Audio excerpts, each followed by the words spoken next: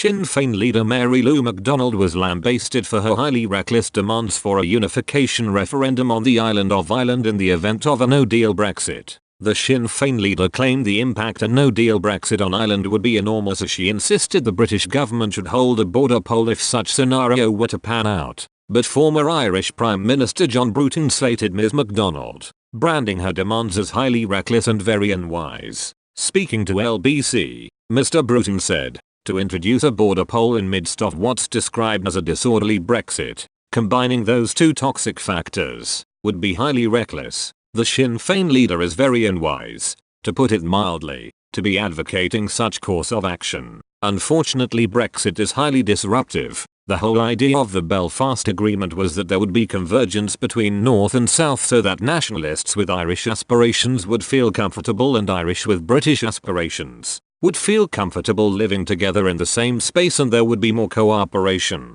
The British government and the European Union have been embroiled in a bitter battle of wills over the best solution to avoid border checks being reinstated in the event of a no deal. The withdrawal agreement Theresa May negotiated with Brussels last year includes a so-called backstop, effectively an insurance policy. Brexiteers fear could be used to keep the UK closely aligned to the single market and the customs union. Mr Bruton insisted Boris Johnson should meet with Irish Prime Minister Leo Varadkar to discuss the future of the Good Friday Agreement should a no-deal Brexit become a reality. He continued, "I think the important thing to recognise is that if there's going to be a no-deal Brexit, part of the preparation for that is going to be the legislation to reintroduce direct rule in Northern Ireland, which would be very disruptive. I would like to hope that the Prime Minister will come to Dublin and discuss in a constructive fashion the Good Friday Agreement. We hear a lot about recognising the vote in 2016, but we had a referendum in Ireland on the Belfast Agreement, and the truth of the matter is that Brexit as it is now being pursued is throwing that back in our face."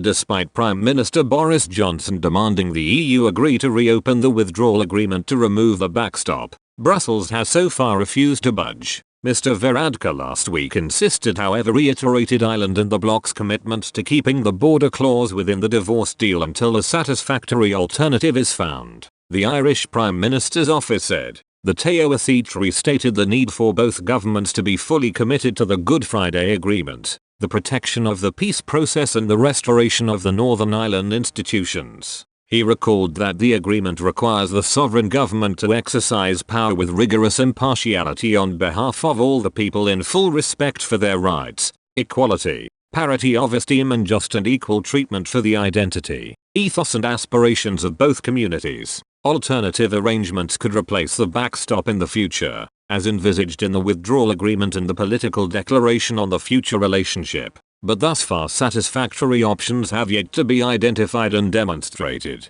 Chancellor Sajid Javid on Thursday announced the government has added an extra £2.10 billion into the war chest set aside for no-deal planning. The funding plans include capital spent on stockpiling medicines, employing more border force officers and upgrading transport infrastructure at ports. There will also be more money set aside to ease traffic congestion in Kent, tackle queues created by border delays and funding one of the biggest peacetime advertising campaigns in British history. The additional funds bring the total amount of money set aside to prepare for Brexit to £6.30 billion, an additional £2.10 billion added to the original £4.20 billion allocated by former Chancellor Philip Hammond.